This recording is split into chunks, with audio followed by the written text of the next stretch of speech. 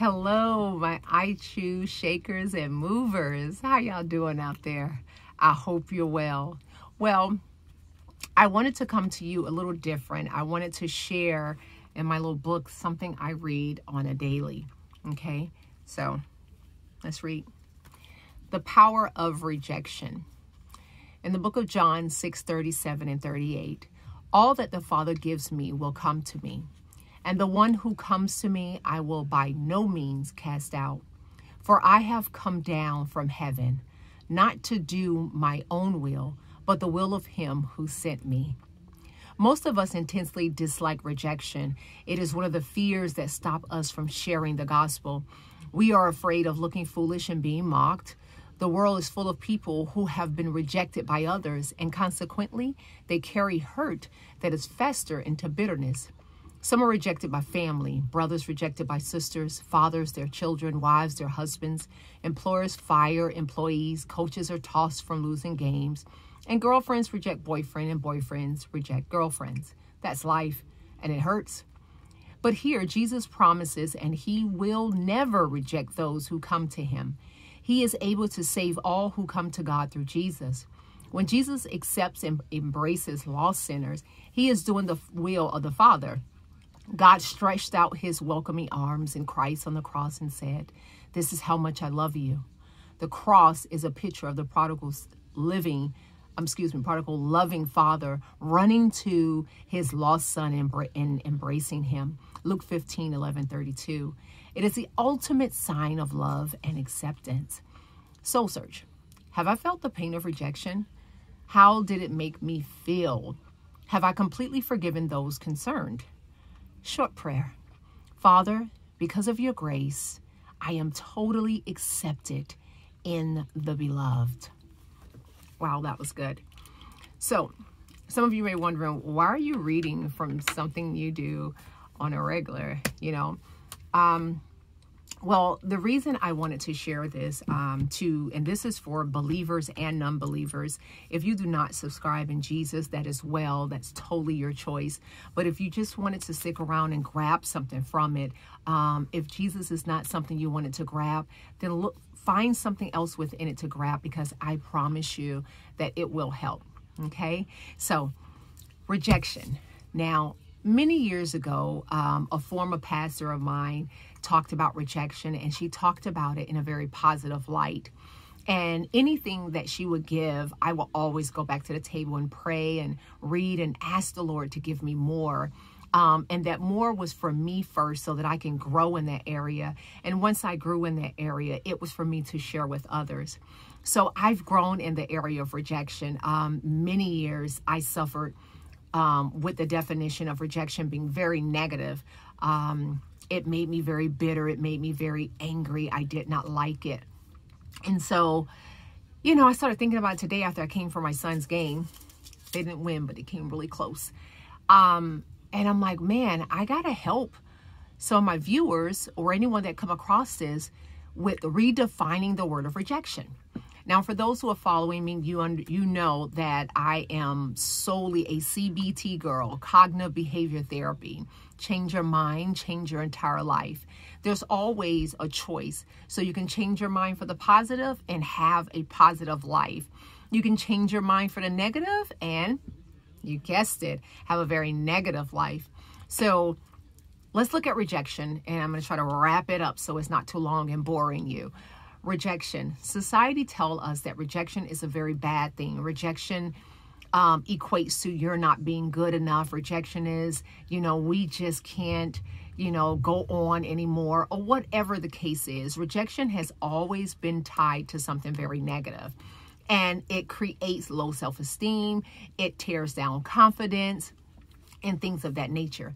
Well, what we're going to do today, my I Choose shakers and movers, we are going to tell a different narrative. We are going to redefine what rejection is in our life. Okay, you're ready? For some of you, grab your pen, grab your paper. For some of you, if your pen and paper are not near, you can always just go and look at this again. So either way, you'll get it. So we are now going to define rejection as something positive. So what do I mean by that? I'm so glad you asked. Rejection The new definition is now going to be, you were too big for that space. They no longer were able to hold you because they had nothing substantial to give you. So, for example, I can remember, if I can recall, if she heard this, I hope I got it right, but my former pastor would talk about a woman being pregnant, and they're at a certain stage in her pregnancy, the body begins to reject the baby, right? But reject the baby in a good way, because now the baby has used up everything that it needs to survive, that now there's no one more room in a mother's womb to hold the baby. Two, there's nothing else for the mother to give the baby that will sustain him or her. If they stay past the time they're supposed to stay, then it will cause them to slowly die. That's a bad thing. And you don't want that. You know, that's just the picture of having something that's no longer getting the substances that it needs. It causes death, you know, and that's pretty bad. Now, death can happen when we're talking about death, not just in the physical, but death in a lot of different areas, because the human is made up of so many different areas: mental, physical, emotional, spiritual, all those different areas. We don't want to put ourselves in position to be in a place that no longer have the capacity to hold what we have. So if we don't reject ourselves from it, then they will reject us, which either way is a good thing. So now we're going to change our mindset. So before we go, oh my God, I got rejected. You know, he or she didn't want me no more. Oh, the job didn't want me no more. To now it's going to be, I am so grateful that I got rejected from that place, because that just meant it was time for me to reposition myself. It was time for me to move forward, because if I had stayed on that job, then I would no longer get the training that I need. I would have started dying in the place of my workmanship. You get what I'm saying? Oh, if I would have stayed in that relationship, then I would have started dying in the way that I cared, because it wouldn't have been reciprocity anymore. There wouldn't have been a give and take. I would have been drained. I would have begun to die in that area of a relationship. You following me? Let's give one more. If I did not say no or allow that person, that friendship, to push me away, then I would have begun to die in the area of friendship. I would have no longer been able to care and love for that friend anymore. I am so grateful that they rejected me, because that says that I was growing in such a way that they no longer had the capacity to hold me. They had nothing else to sustain me. I am so grateful. Do you see what I'm doing? All I'm doing is retraining my mind on that definition. You see? So now here's my challenge to you. And I apologize. This is probably the longest video. I think I did one in 10 minutes. Video. I just don't want you guys to get bored. I want you to get the meat of what I'm saying.